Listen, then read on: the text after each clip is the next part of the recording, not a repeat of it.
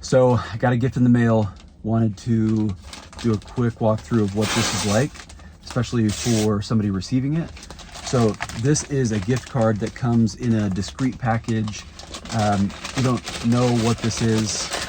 What's cool about this is it comes in a sleeve like this. You can clearly see what it is if you wanted to give this to somebody in person.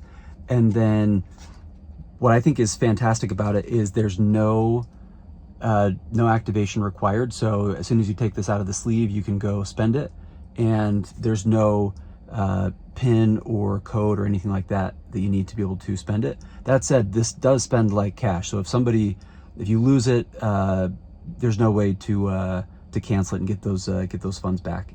And then a couple other quick things. This spends just like any other credit card. You can spend it at a kiosk, you can spend it online, but it does only work in the United States, and you can't get cash back and no ATM access. So if I pull this out,